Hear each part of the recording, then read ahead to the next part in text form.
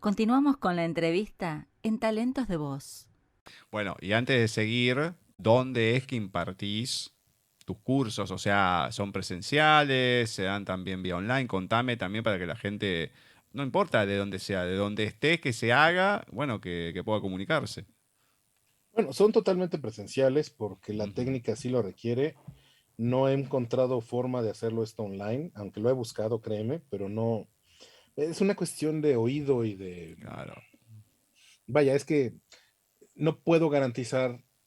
Mira, es que lo voy a poner de esta forma. Hay una alta probabilidad de que te lastimes Ujú. y gravemente las cuerdas si no haces bien el ejercicio.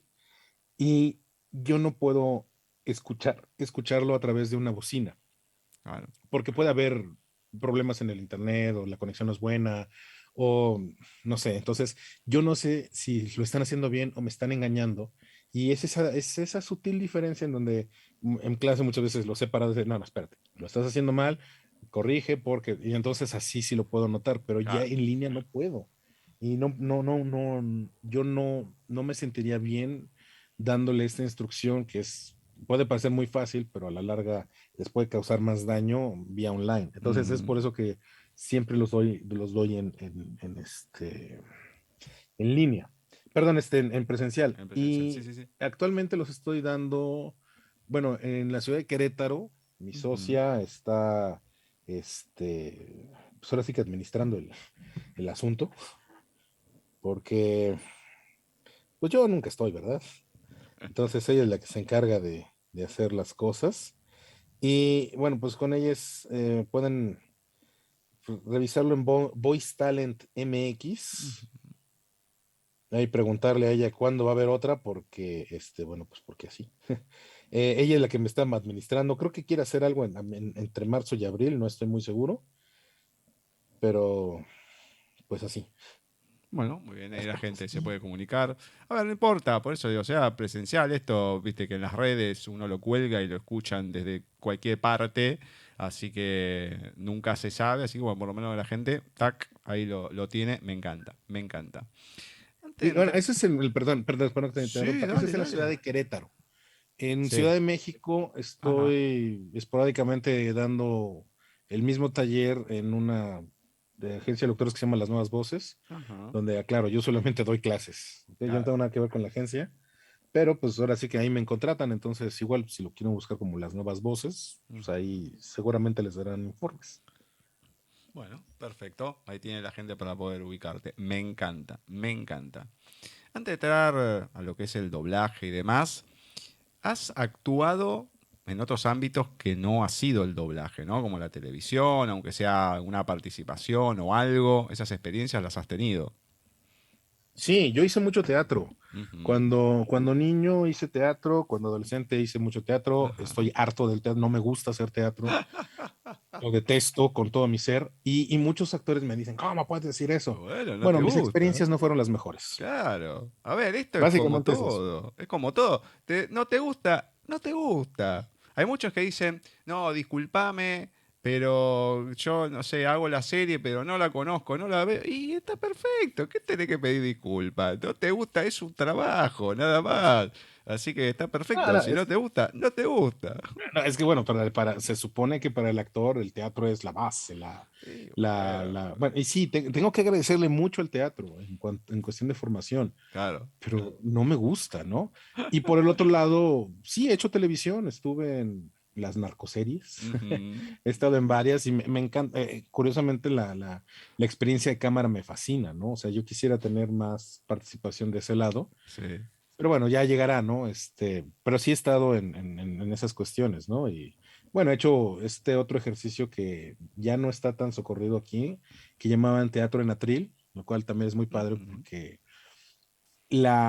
vaya, es una sensación de inmediatez la respuesta y Claro. pues estás como desnudo en el teatro, ¿no? Porque tú solo estás leyendo, entonces si no lo haces bien o no lo haces interesante, es un reto muy bueno. Claro. Solo me falta hacer cine, pero pues sigo buscándole. Bueno, ya va a llegar, ya va a llegar. Esperemos que llegue, que se pueda completar esa experiencia. A ver, muchos han dicho que hay que, o que sus propios maestros se lo han dicho, que tienen que probar todo, todo, Sí, todo, claro. todos los ámbitos de la actuación y después van a elegir a ver cuál les gusta más, cuál les queda, si tienen la posibilidad de seguir en ese ámbito, ¿no? Lógicamente.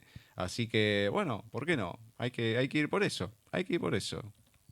Sí, por supuesto. Y la verdad es que a nadie,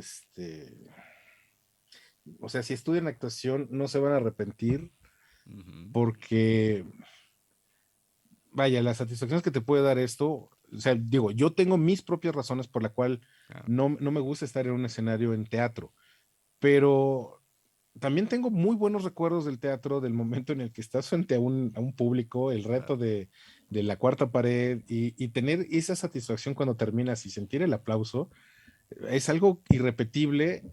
Fíjate, es una cuestión, fíjate, lo puedo decir, es algo irrepetible porque efectivamente es de una vez, pero sucede cada vez que das función, porque cada función Ujú, es distinta. Cada función te enfrentas a un reto distinto y pueden ser tantas cosas, ¿no? Y luego hay compañeritos que te esconden el vestuario mientras te estás tratando de cambiar ay, hay muchas cosas que pueden pasar en una obra, ¿no? Y la verdad ah, es que esas experiencias son muy, vaya, son muy gratas y muchas personas cambian ah, todo lo que yo detesto por ese momento. Solo que yo sí ya no estoy para las otras cosas que no me gustan, ¿no? claro. Pero bueno, o sea, a final de cuentas, inténtenlo, porque también muchas personas siempre se me han acercado y me dicen, oigan, ¿y por qué tengo que estudiar actuación? Yo, pues porque si quieres hacer un buen trabajo en doblaje, pues Claro, mínimo prepárate, ¿no? obvio. Y otros me dicen, pero yo solo quiero hacer doblaje. Y cuando les digo, es que en verdad cuando aprendes o cuando tienes la oportunidad de llevar más tiempo de la especialidad, bueno, más bien de la carrera, porque el doblaje es una especialización, sino en fin de la carrera, y te das cuenta de que puedes hacer mucho más cosas que solamente doblaje, es cuando a muchos les cambia el panorama, ¿no? Y hay quien sigue necio y piensa, no, es que solamente doblaje, y está bien, como quiera, ¿no? Claro. Pero bueno, también un poco hablando de esto, porque siempre se dice, o muchos piensan que lo hacemos a propósito, ¿no? O sea, como para desanimarlos, que les decimos, es que primero tienes que estudiar actuación. Y muchos se molestan, ¿no? Y te dicen, ¿no? Pero lo voy a poner de esta manera. Imagínate que eres un dotado vaya, eres así un talento nato, ¿no? Y entonces te toca grabar un personaje que todo el tiempo está feliz y es dicharachero y vaya, tiene una súper actitud. Y entonces llegas y tienes la facilidad nata de sincronizar, de ajustarte a los ciertos parámetros del doblaje y lo haces muy bien. Y entonces tú podrás decir, ah, pues está muy bien, ya siempre puedo, esto es muy fácil y puedes estar así. Pero ¿qué pasa el día en el que tu realidad no es estar feliz? Ujú, Y todo puede cambiar desde un resfriado a una, no sé, una indigestión. No vas a estar al 100, entonces sí vas a estar como más apagado y te vas a decir, "Ah, me duele un poco". O bueno, o puedes tener ya otros problemas, no sé, te peleaste con tu pareja, ¿no? O no sé, tu mascota está enferma o algo así. Son cosas que te llegan a preocupar, ¿no? O bueno, que tienes que pagar la renta y no tienes de dónde. Todo eso te juega de una manera que no te imaginas y entonces cuando llegas a tratar de hacer esto, no estás muy de humor como para estar sonriendo y haciendo el personaje dicharachero, pero ¿qué crees? El que tú te sientas mal no tiene nada que ver con el ujú, trabajo. El público está exacto. esperando que su personaje siempre suene igual. Los productores están esperando que siempre suene igual. Entonces, ahí es cuando entra la técnica. Ahí es Ujú, cuando realmente entra todo esto que aprendemos en la carrera de actuación y, y eso cuesta más trabajo, ¿no? Yo siempre lo he dicho, es muy romántico decir el show debe continuar, pero lo que implica el show debe continuar muchas veces son sacrificios muy exacto. grandes, ¿no? Que pues tienes que seguir, ¿no? Porque efectivamente el público paga por un entretenimiento y tal vez ese público tiene otros problemas o tiene situaciones más pesadas que Ujú, las que tú traes, pero precisamente por eso paga por un entretenimiento para divertirse, para sacarse de esa realidad. Entonces, tu trabajo, nuestro trabajo como actores, como performers, es cumplir con eso, ¿no? Darle al público siempre lo mejor y que se vayan contentos con el espectáculo que vieron. Y ahí es donde se pone interesante. Y ahí es donde realmente es donde necesitas la técnica, donde necesitas el entrenamiento para, muchas veces lo decimos, ¿no? O sea, todo lo que traes es como un saco o un abrigo con todos tus problemas. Bueno, al momento de que entras a escena o al momento que entras a set o cuando entras a la cabina de grabación, ese abrigo, ese saco, eso que tienes, esa capa que tienes con tus problemas, te la quitas, la dejas colgada afuera y entras libre. Y ya después sales y te la vuelves a poner porque no te puedes alejar de tus problemas.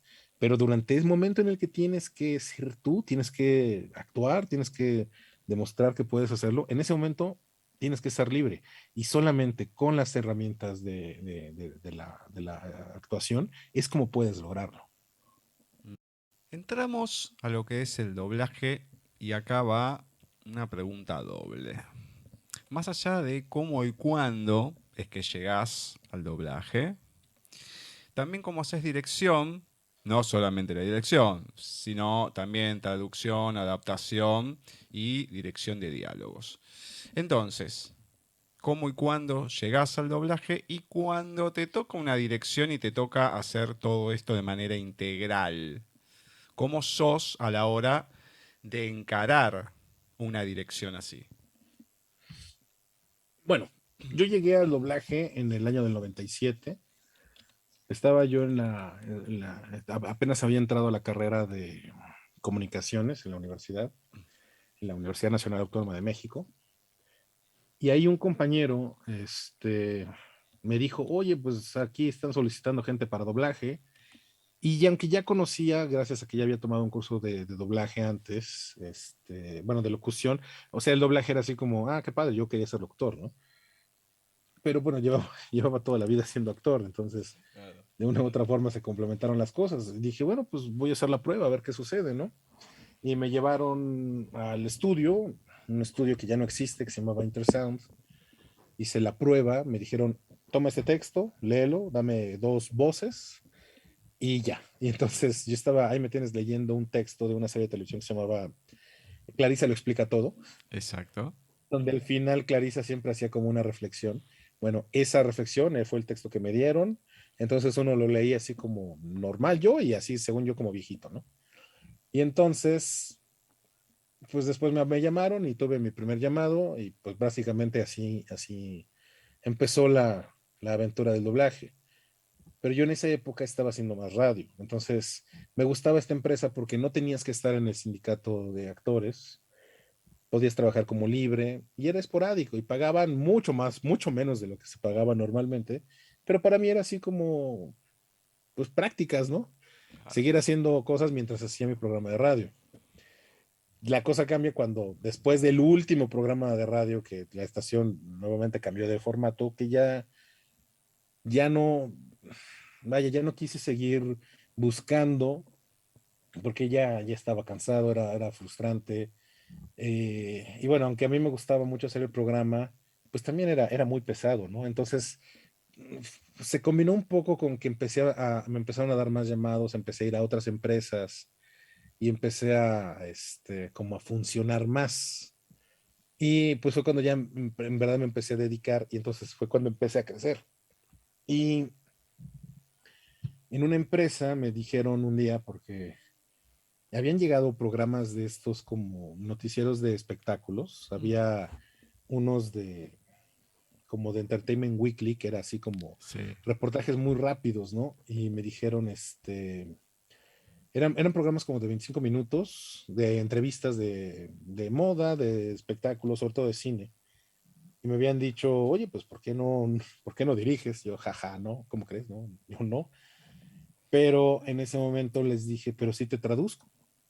Y entonces me empezaron a dar cosas para traducir, porque yo no me sentía nada seguro para empezar a dirigir en esa época, porque todavía estaba muy inseguro. Yo no veía bien las labiales que tanto marcaban, ¿no? Estos movimientos Claro. de boca para tratar de empatarlos bien. Y yo veía muchas veces que los guiones decían una cosa y de repente el director decía, no, no, quítale esto y ponle esto. Y yo siempre pensaba, qué miedo, qué autoridad, ¿cómo le hago, no? O sea, no, nunca se me ocurría cómo hacer eso. Claro. Entonces empecé a traducir y sí, o sea, según yo quedaban y me decían, no, es que tus traducciones están muy largas, El largo es cuando hay demasiado texto con respecto al movimiento de Sí. labios. Entonces empiezas a como adaptar, porque yo traducía como muy literal, porque una máxima de la traducción es, no importa que sepas otro idioma, tienes que saber el tuyo para poder expresarlo. Claro, Hay totalmente. muchos que dicen, no, sí, yo hablo inglés, perfecto, pero ¿qué tal hablas el español? Y ahí es donde vienen muchos problemas, porque, y yo traducía muy literal, y mis primeras traducciones era de, sí, tiene sentido si hablas inglés, pero no estaban en español porque pues estaba como muy, muy extraña la construcción gramatical. Ujú. Después he ido entendiendo eso, aunque bueno, tratas de respetar un poco la idea original, pero sí, muchas veces tienes que cambiarlo para que tenga sentido qué Claro. está pasando, ¿no? Y bueno, actualmente verás el doblaje de todos los países que tienen ese problema, ¿no? Tienen unas estructuras gramaticales muy cuestionables Ujú. que como que no le entiendes a veces, pero bueno, y es un trabajo tan pesado porque muchas veces los directores terminan trabajando con eso y a veces dices, no hay tiempo, no puedo retraducir todo, entonces bueno, se supone ahí es trabajo del traductor adaptador. Y así estuve unos 2 años hasta que me ofrecieron otra vez la opción de dirigir. Y entonces fue cuando dije, órale, va, creo que ahora sí ya puedo. Y empecé dirigiendo infomerciales. Ujú. Me acuerdo que el primero era una cosa que se llamaba el Invisi Ear, ¿no? Un audífono para los que ya están perdiendo un poco la sensibilidad auditiva. Y entonces, bueno, era uno de esos que llama ahora mismo y no sé qué. Y entonces, pues bueno, yo me di al locutor para que fuera como la experiencia completa. Y pues lo mismo, ¿no? Cuando empiezas a dirigir, te das cuenta de que no sabes nada y tienes que saber de muchas cosas. Vaya, bueno, en principio yo, no, yo tenía una idea de cómo quería que quedaran las cosas y luego me di cuenta que estaba mal porque yo empecé dirigiendo a las personas como yo haría las cosas. Entonces, al principio, una de mis primeras películas pues, sonaban como que lo hacía la misma persona porque era el mismo estilo en distintas voces.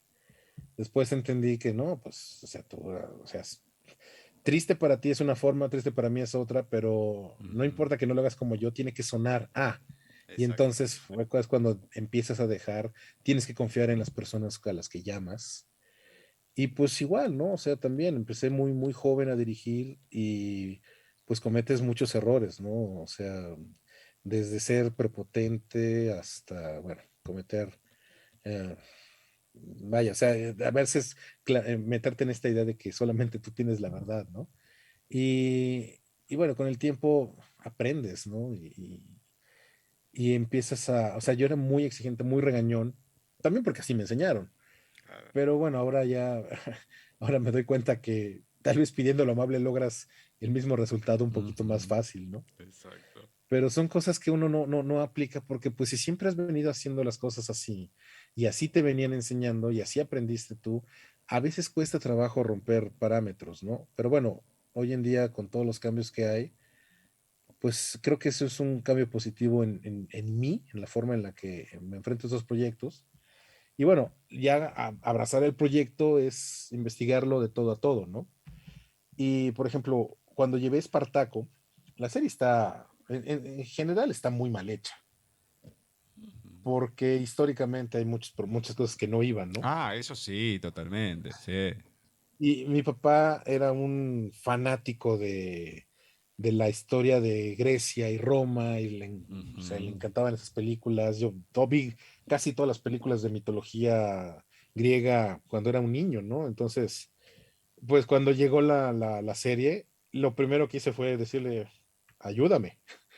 Entonces me asesoró en muchos términos, y dentro de lo que está en la serie, al menos la parte en español, Ujú. está bien hecha, ¿no? En cuanto a que, por ejemplo, no decían, por ejemplo, todo el tiempo en inglés lo decían bien, pero traducirlo al español quedaba bien. Decían, es que tienes que ponerle algo extra, porque yo siempre le decía, disculpas. Y me decía, no, tienes que decirle mis o tal. Y dije, no, es que en la época los artículos así no funcionaban, Claro. tienen que ser disculpas, ¿no? Saludos, cosas así. Y muchos de esos términos sí se dejaron de esa manera. Digo, gracias a la ayuda de mi papá, que sí me sirvió de mucho en esa época. Y bueno, y ahí fue la serie, en esa, ¿no? pero cuando me tocó hacer cosas que me encantan, de ciencia ficción o animes, o pues tratas de empaparte de todo, investigarlo todo y tratar de hacer el mejor esfuerzo. O sea, la consigna esto de hazlo por él aplica en todo, ¿no? O sea, la idea de hacer un doblaje no es hacer una nueva versión o hacer una versión mejor, es dar es hacerle justicia al producto que tienes y tratar de llevar la- lo que el director está proponiendo, llevarlo a otro idioma nada más, ¿no? Porque muchas veces en películas de misterio, sobre todo, a veces por una mala traducción o a veces un diálogo mal dicho, ya insinúas o ya empezaste a vender trama, ¿no? Y pues si esto es un misterio, pues vamos a seguirlo en misterio, ¿no? Y pues básicamente eso es lo que, así es como los abordo. Siempre trato de, o sea, y obviamente ves la película muchas veces. Cuando he tenido la oportunidad de traducir y dirigir lo que yo hago, más bien, bueno, dirigir, bueno, sí, o sea, yo traduzco la misma película que yo voy a dirigir. Muchas veces siento mucho más control sobre la historia y entonces, pues ya sé por dónde sí, por dónde no, ¿no? Claro. Básicamente por ahí va. Bueno, una de las cosas que sí te iba a preguntar era precisamente desde el lado de Espartaco que has podido tener todos los ámbitos, ¿no? Porque has podido también actuar y demás con Ashur y todo. Entonces, o por ejemplo en el anime que no nombrabas, uno que me reía porque uno sabe, a ver, uno no se daba cuenta en realidad. Pero desde la entrevista con Eduardo Tejedo y Armando Coria, claro, el tema que Ujú. uno ahí se iba enterando cómo iban armando los nombres en los supercampeones. Exacto. Entonces, como iban armando, entonces digo, Ricardo, bueno, acá te lo pusieron justo el personaje y me reía. O también como, bueno, una serie que está pegando mucho, ya hace tiempo, ¿no? Como la de One Piece, que es una locura. El Marcela, quien te contactó, el hijo del medio, Santi, olvídate, súper fanático. Y siempre dice, no, pero llamen a alguno que esté en One Piece. ¿Cuál es el otro que me dice? Uy, ahora se me fue. No, Naruto no, pero bueno, más que nada One Piece me dice, One Piece, y One Piece, y One Piece. Bueno, está bien, dale, pero tampoco puedo llamar a todo el mundo de que haya estado en One Piece. O sea, uno va viendo, te van contestando. Entonces, esta cuestión también, ¿no? De lo que es el anime, lo que mueve, que en nuestra época, en los 80 o con Mazinger o con Robotech y demás, gustaba. Yo creo que Robotech fue un quiebre en ese tipo de historias ya un poco más adultas, porque la daban para chicos y tenía todo un montón de No trasfondo. tanto.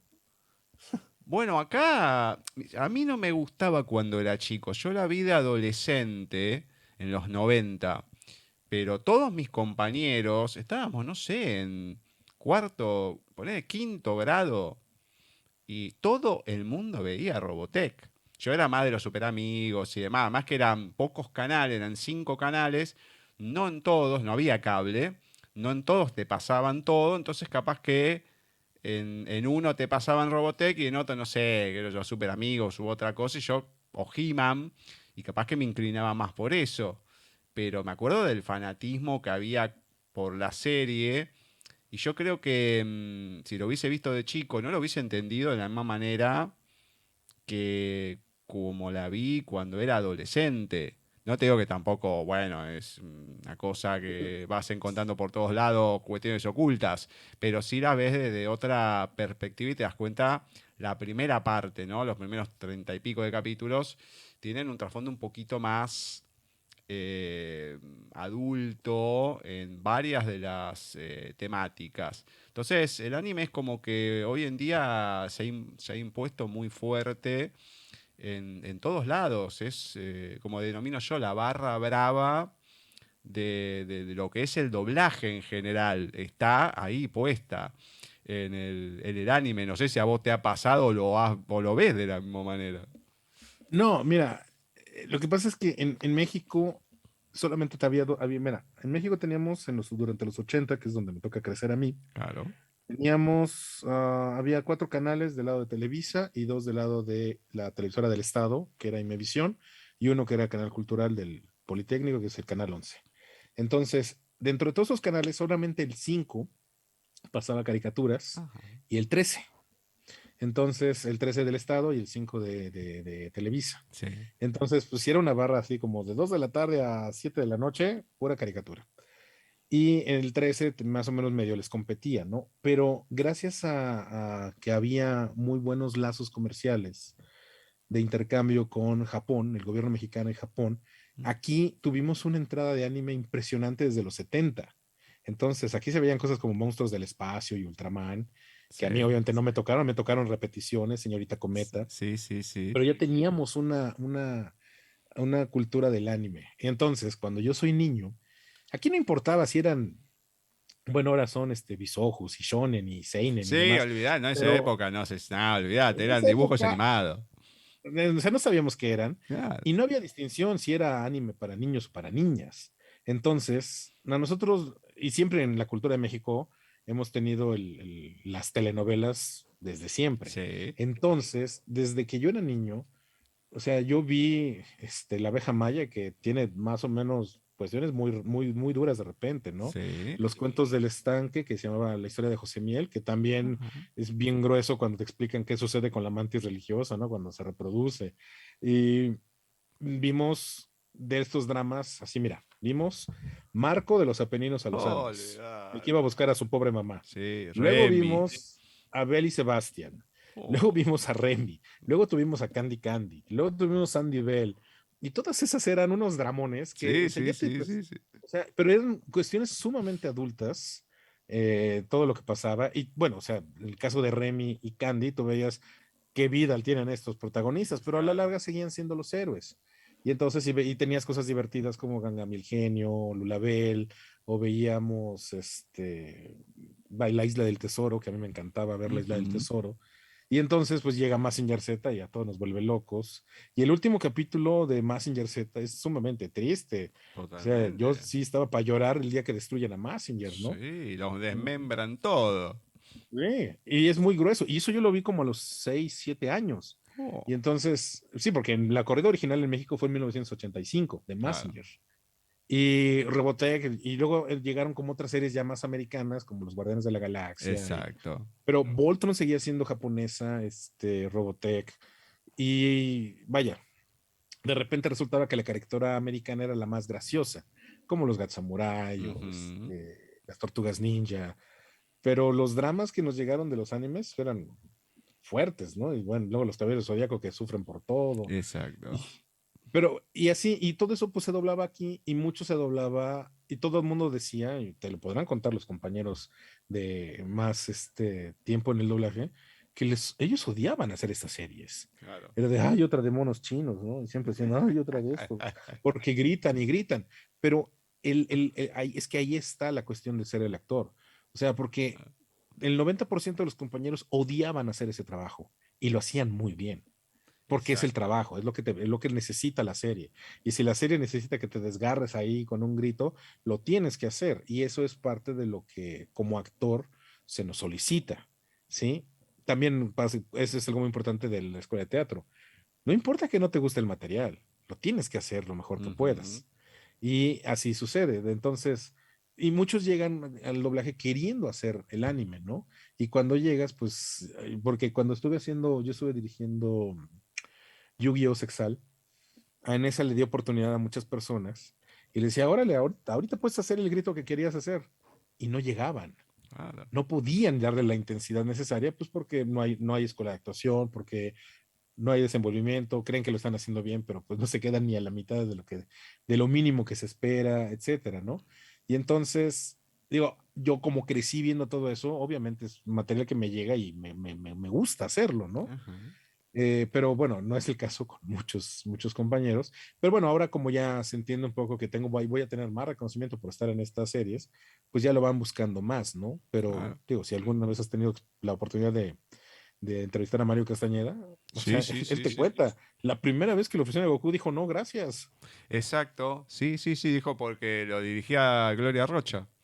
No, Dijo. no era tanto por gloria, era el hecho de hacer un anime que quién sabe cuántos capítulos más llega y era de, no quiero.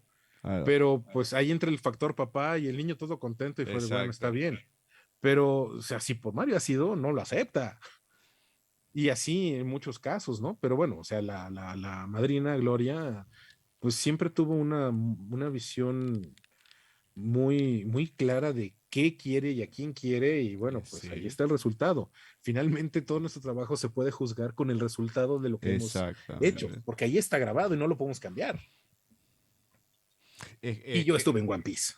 claro, no, no, no, pero por eso hoy en día One Piece es lo que rompe. A ver, es algo rarísimo porque Dragon Ball se mantiene, aunque no se grabe más, se mantiene y se mantiene. Tiran algún OVA de vez en cuando, qué sé yo, pero se sigue manteniendo y se mantiene. Pero vos escuchás a las nuevas generaciones. Y sí, predomina One Piece y se ponen locos. Entonces, claro, yo desde que no veo, yo me alejé bastante. Sigo viendo las mismas cosas que veía antes, porque las entiendo un poco más, porque me gustan. Entonces, entiendo un poco después de tantas entrevistas y todo lo de Bleach, de One Piece, Naruto, todo lo que quieras. Lo entiendo hasta ahí. Pero si uno no lo ves desde el principio y no le cazas la onda con todas las determinaciones que tiene, toda la terminología, y te perdés. No sé, y son dibujos que van muchísimo más rápido de lo que iban antes. Ni hablar de Mazinger, ¿no? Pero, ni hablar. Pero de que yo perdí la vista hace 19 años, olvídate. De hecho, Mario Castañeda lo decía cuando se hizo, creo que Dragon Ball Super o Kai, que eran los mismos capítulos. La historia se iba cambiando un poquito, pero claro, iba todo acelerado. En vez de 200 y pico, terminaron en 190 capítulos, por ejemplo. Claro, y antes te mostraban a uno, te mostraban al otro. La cabeza del uno, la cabeza del otro, el ojo de uno, el ojo del otro, la tierra de arriba, la tierra de abajo, una iguana. Y claro, hasta que empezaban a pelear pasaban 52 capítulos, no terminaban más. Y hoy en día es como que todo está acelerado, entonces va haciendo más dinámico la pelea. A mí me encanta, por ejemplo, la que vi Messenger Infinity, que creo que fue la última Ujú. película que había salido.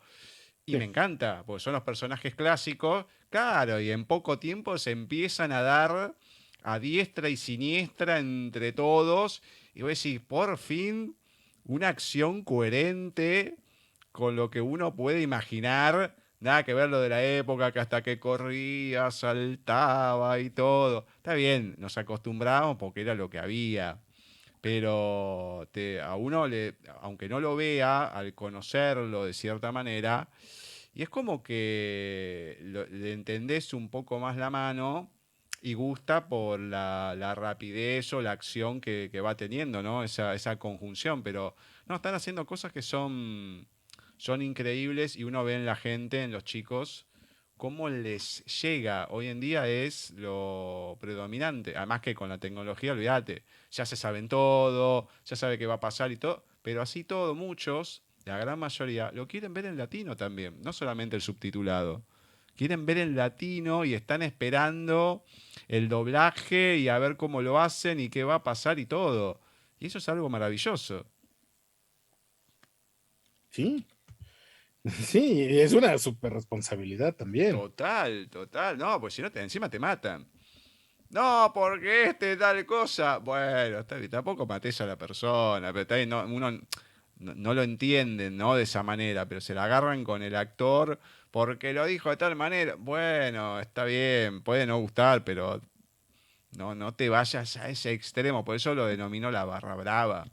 Se va muy, muy al extremo. Pero bueno, me encanta. Bueno, últimamente todos son ya es en lo que apasione en eso, ¿no? Porque Sí, bueno, también, ahorita tú hablarás del anime, pero de unos años para acá, los famosos doramas o K-dramas, exacto. también ahorita son así como igualmente muy socorridos, ¿no? Y también hay mucho purista que, bueno, ya no, ya dejémoslo ahí. Bueno, te voy a hablar de pasiones. Y no pasiones de gavilanes ni nada por el estilo. No voy a ir a las telenovelas. Pero te escuché en una entrevista hablar de la cantidad de películas que tenés Ujú. en muchos formatos, Super 8 y demás. Entonces, ese afán de conseguir esas películas, por qué, cómo nace. Y también un gran tema, un temazo, a mí me gustan las particularidades, que es el tema de las consolas, los videojuegos. ¿Cómo nace también esta pasión? Porque a uno le puede gustar. Yo soy, repito, de tu época. Me he criado básicamente con la Commodore 64 a disquete, porque está también la generación que tuvo a cassette, que era una eternidad a veces llegar a un juego, si estaba en el cassette, a lo último, todo, cosas que hoy no pasarían, pero la gente no se puede imaginar.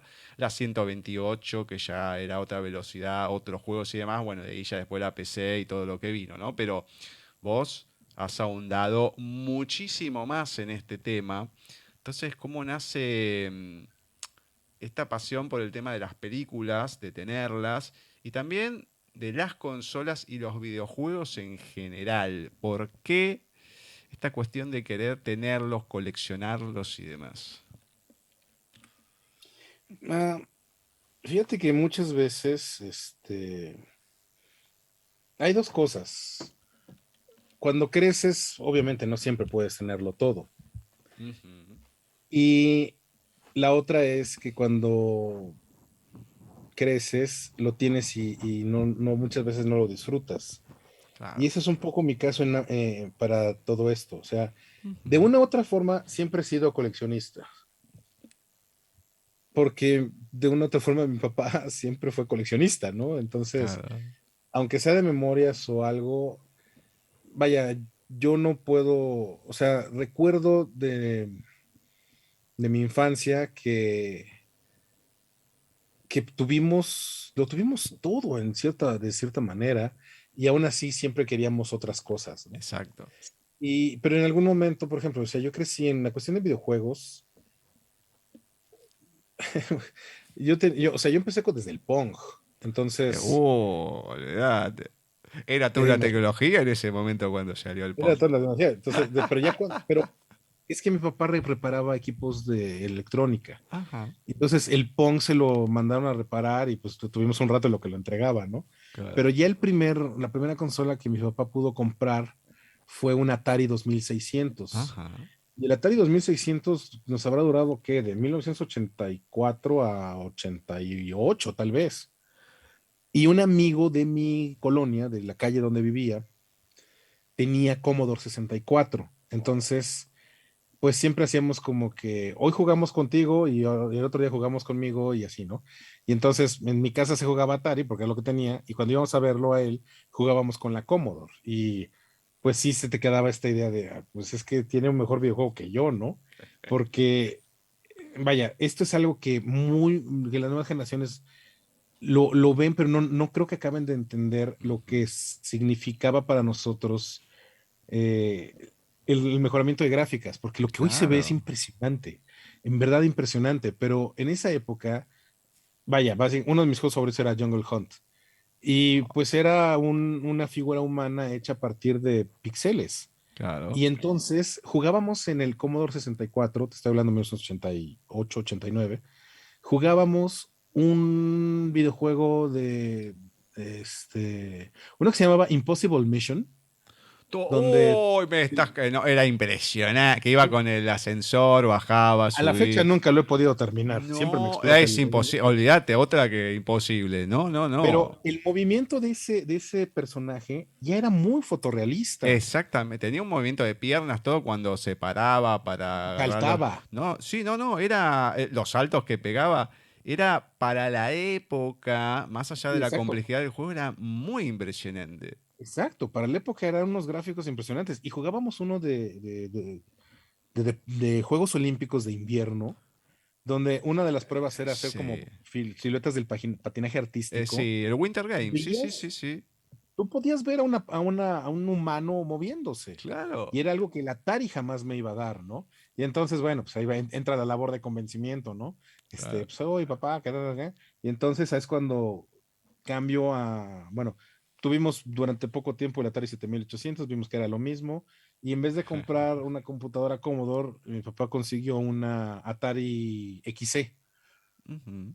Y entonces, pues, pero vimos que Atari era más o menos lo mismo y todas esas ventajas de la computación no las veíamos en esa época, Claro. entonces decidimos cambiarlo por un Sega Master System. Y Ujú. para mí el Sega Master System tenía unos gráficos impresionantes. Y mi Olvídate. amigo, el de la Commodore, porque también de repente íbamos mucho a las chispas, a las maquinitas Sí. o como le llamen donde estén, eran los centros donde estaban los videojuegos de Sí, sí, los Arcadia. videojuegos, sí, sí, sí. Y entonces, pues como íbamos de repente muy seguido, para que mi amigo ya no fuera a esos lugares, le compraron el Nintendo. Claro. Entonces, pues nosotros jugábamos, ¿no? Igual en su casa Nintendo, en mi casa jugábamos Sega Master. Y yo me fui por la liga del Sega. A mí el Nintendo no me encantaba porque el Sega tenía mejores gráficos y mejor Exacto. movilidad. Sí. Entonces, él siguió sobre Nintendo, yo seguí sobre Sega y cambié un amplificador que tenía mi papá ahí que no le gustaba mucho el sonido. Lo cambié por un Sega Genesis, obviamente Uh, con su permiso. claro. Entonces, cuando cambié el Sega Genesis, pero vendí mi Sega Master, ¿no? Entonces, pues era parte de la actualización, ¿no? La idea del coleccionismo como tal no existía en la época. O sea, tú podías tener las cosas viejas si querías, pero pues siempre escaseó el dinero y si podías sacarle algo de dinero, pues lo vendías, Exactamente. ¿no? Sí, sí, sí. Entonces, ya cuando ya tengo la oportunidad de pagarme mis cosas, mis lujos, pues lo primero que haces es tratar de volver a tener lo que tuviste en la época Ujú. y lo que no tuviste. Y Exacto. entonces ahí es donde empieza para mí esta cuestión, ¿no? O sea, como coleccionista, pues siempre he tenido juguetes, mis juguetes de cuando era niño todavía los tengo. Y en cuanto a videojuegos, mi Sega Genesis todavía lo tengo. Ese que cambié, todavía lo tengo y todavía Sí. funciona. Pero he ido comprando, pues, el el Master System, ya me compré mi Ujú. Nintendo, un Atari, por supuesto, un Sapong, y así, y los que no tuve, ¿no? Todavía me falta conseguir un TurboGrafx 16, Ujú. pero pues ahí vas consiguiendo, ¿no? Entonces, pues te vas haciendo de las consolas, porque de mi Sega Genesis, yo no tuve una consola de nueva generación hasta que me compré el PlayStation 2. Entonces, imagínate el salto generacional, fueron casi 12 años de no tener un videojuego nuevo, Exacto. Sí. porque el Nintendo 64 a mí se me hacía espantosamente caro y a mí no me gustaba. Y todo el mundo decía, es que el Zelda es muy... A mí no me gustan los juegos de rol, perdón. Claro. Entonces, a mí no, para mí no había ningún Coincidimos, atractivo con coincidimos. el Zelda, aunque el Claro. GoldenEye estaba muy bueno. El GoldenEye, olvídate, jugar de a dos encima. No, no, no, no. Era. Además No, de a que cuatro. era uno de los pocos videojuegos que era parecido a los videojuegos en sí, valga la redundancia. Yo lo tenía en Commodore y en PC después.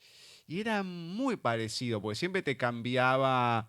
A lo mejor no los gráficos, pero la dinámica. Algo, el Wonder Boy, me acuerdo que el de Commodore los gráficos eran iguales, iguales al videojuego, pero te cambiaban algunas cositas que vos estabas acostumbrado que no las podías hacer.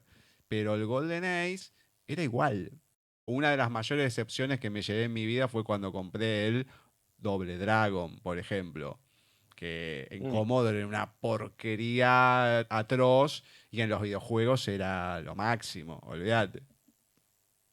Sí, y así pasó. O sea, cuando me Claro. acuerdo cuando mi amigo, o sea, nosotros veníamos de jugar en Arcadia el juego de las Tortugas Ninja. Sí. Cuando sale por primera vez para Nintendo, era un juego completamente distinto, aburrido, y Claro. se tenía que meter entre las alcantarillas y, no, y salías por un laberinto, y una cosa bien extraña. Y aún así ese juego me encanta. Claro. Pero en la época fue una mega decepción. Y así, ¿no? Entonces, por ejemplo, el juego de Robocop del arcade Sí. era muy distinto. Y no sé, cuando salió en Nintendo no era ese juego. Cuando salió en Sega no era ese juego. Y en el Commodore 64 tampoco era ese juego. Eran tres Exacto. juegos distintos. Pero el de Commodore tenía cosas muy interesantes.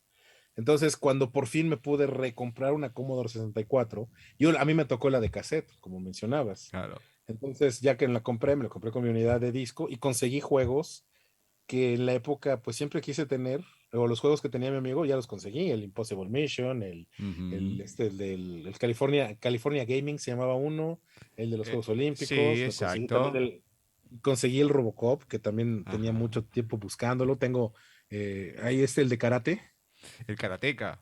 el No, karate que estaba. lo tengo en No, Commodore sesenta y había cuatro dos. El International Karate, me parece, que vos peleabas uno contra uno, y el No, karate. el que hacías la misión contra Mr. ¿Qué era Mr. O? Que ibas a rescatar a tu chica. Y Claro, el entonces íbamos karateka. avanzando, No, el ese te karateka. digo, nos costó un montón llegar al final. Yo era el más chico de todos los primos y el primero que llegó fue mi hermano. Nunca supimos si termina así o no, porque después lo conseguí en PC y la primera vez que lo jugué, lo llegué hasta el final. Y me pasó lo mismo. Digo, no te puedo creer. Claro, cuando llegás al final, la chica está ahí. Entonces vos te parás y te abre los brazos. Y vos decís, ¿qué onda? Porque después peleas contra el halcón, peleas contra un montón de cosas. Bueno, va, punk, te pone un trompazo y se termina el juego. Y vos decís, Así de sencillo, son 5 niveles nada más. Y luego ya que se pero, terminó, lo repites. pero igual, pero decís, ¿cómo que termina así? Y después lo jugás de bronca y decís, no, no puede terminar así. Y nunca supe si realmente termina así o hay alguna manera para que no te pegue un trompazo y ya está. No sé, son esos juegos rarísimos que te lo iba a mencionar. Si alguna vez lo había jugado. Bueno, había otros como el Kung Fu Master también. El Kung Fu Master en su momento era lo máximo. Como te tenías que ir agachando, pegando y demás. Son. No sé si vos coincidís conmigo. Obviamente que a nivel gráficos es una pavada lo que voy a decir, porque los gráficos de hoy en día nada que ver con los de antes. Pero con un amigo coincidimos en el tema de la jugabilidad. Si bien eran muy duros los juegos comparados con hoy en día, pero uno le encontraba una jugabilidad que a lo largo de los años después no se la encontramos a otros juegos. Y vos decís, es una estupidez lo que estás diciendo, porque se mejoró en todo. Puede ser la infancia, seguramente lo que más nos toca. Pero no, es como que nunca le llegamos a encontrar el gusto a otro juego a nivel jugabilidad como esos juegos de la cómoda, esos juegos de antes. Totalmente de acuerdo. Mira, y sobre todo, bueno, pues las cosas como han cambiado, ¿no? Claro, Ahora, bueno, los videojuegos siempre han sido algo caro, ¿no? Y exacto. entonces, pues ahí es cuando más doy gracias a todo lo que me tocó tener y vivir. Pero, o sea, yo me acuerdo que agarrabas un juego y te tardaba, un juego te duraba meses. Exacto. Porque además no tenías forma de guardar tu progreso. Mm, Había unos que ya tenían password y te podías como salvar, ¿no? El Wonder Boy entre ellos. Pero normalmente era si lo prendías y lo tenías que terminar. Entonces, digo, ahorita en estos momentos todavía hay compañía, hay gente de nuestra generación que si pones el Battletoads o Contra sí, o Kid Icarus, que son juegos bien difíciles, lo terminan en menos de 45 minutos de una sola sentada. Pero para llegar a ese nivel de conocimiento llevaste meses, meses. Hoy, por ejemplo, Gears of War, que es un juego muy, muy impactante en cuanto a gráficos, historia, lo terminas en 2 noches. Y entonces toda la inversión, y yo sí ahí sí siento que ahí sí perdemos como el como el consumidor, porque son juegos relativamente muy sencillos, claro. porque no es, o sea, porque además, pon ahorita muchas nuevas generaciones te dicen, "Ah, es que estos juegos son muy sencillos y los acaban así de rápido, pero ponlos a jugar los que nos tocaban a nosotros y Claro. luego se los avientan luego, argumentando que tienen feas gráficas y todo eso. Pero lo cierto es que otra cosa que tenemos que agradecerle a esos juegos fue que nos enseñaron a tolerar un nivel de frustración enorme, Ujú, porque no podías, y no podías, y claro. no podías. Y así era, ¿no? Entonces, pues bueno, sí, sí, o sea, creo que lo que dices es cierto en esta cuestión de la jugabilidad, aunque bueno, hay juegos que todavía actualmente te pueden atrapar, ¿no? En mi caso en particular, ya no tengo tiempo de jugar videojuegos tampoco, pero los últimos que tuve la oportunidad de jugar así bien, pues fueron la serie de Uncharted, los Resident Evil hasta el 6 creo, que los Ujú, pude jugar bien, y a mí esos juegos me encantan, y sí te pones ahí dentro, ¿no? Un Silent Hill, que es una experiencia sí, terrorífica, wow, ¿no? O sea, pero, pues digo, ya no tengo tiempo de jugar, pero sí creo que cada vez los juegos son relativamente más sencillos, más cargados en gráficas, claro. y bueno, pues es lo que nos toca ahora, ¿no? Y es más adictivo jugar Bejeweled a veces que el juego de consola. Ujú, exactamente. Lo bueno que hay mucho ahora, calculo que allá también, ¿no? Pero acá te venden el arcade ya preparado para que vos pongas todo el monitor y demás, y con el mame cargado. Sí, Entonces, claro, vos ya tenés todo armado ahí, como el viejo videojuego, y es otra cosa, es otra sensación diferente a jugarlo como uno lo jugaba antes y todo. A ver, yo jugando, no me acuerdo a qué juego fue, pero de calentura le terminé pegando, por lo difícil que era, un trompazo al teclado, que era ujú, lo más importante de la Commodore, de la 128. Y poco tiempo después, vos fijate, no valía nada, porque compramos una PC año 91 ujú. y lo cambiaron por una impresora, una Epson LX810, la primitiva, la de matriz de punto. Y le había destrozado la barra espaciadora del trompazo que le pegué. Pero antes de eso, le daba con todo. Y no se destruía. Era una cosa. Hoy cualquier cosa lo toca con el dedo y se te desarma. Es muy, muy delicado. En esa época tenía una dureza, como estaba hecho. Era una delicia, no sé. Pero bueno, quería tocar estos temas, porque más allá que sé que te gustan, encontrar a alguien, por eso de hablar algo distinto más allá del doblaje, poder hablarlo de esta manera y que uno pueda entender ciertas cosas. No sé, a mí me gustaba el Henry House, que eran pocos niveles, pero era complicado. O el Predator, que era un juego muy básico en los gráficos, muy pixelado.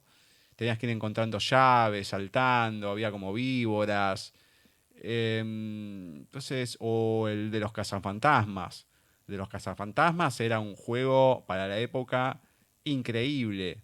Increíble porque podías comprar el auto, comprar el Ecto 1 era muy caro, entonces empezaba más de abajo.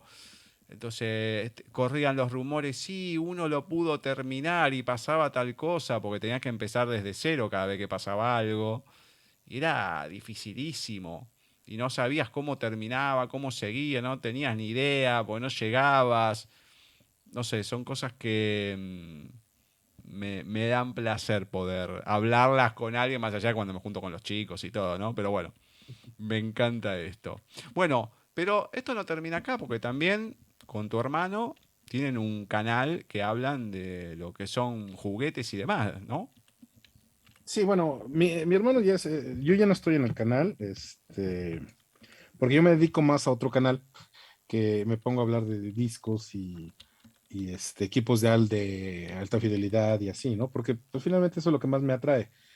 Y bueno, mi hermano ya está más que metido en los juguetes, entonces él está posicionado allá, yo me estoy yendo del otro lado. Pero sí, el canal se llama Juegos, Juguetes y Coleccionables y pues es el sueño de la vida de mi hermano, o sea, Claro. desde niño nos encantan los juguetes y te digo, somos unos coleccionistas incurables y entonces pues todo lo que sea juguete es presentarlo y es todo en general, o sea, vaya juguetes para preescolar, para niños, muñecas, figuras de acción, coleccionables, a todo le entramos, todo nos gusta y pues así está la situación, ¿no? Pues sí, así, así nos las gastamos, como dicen por aquí.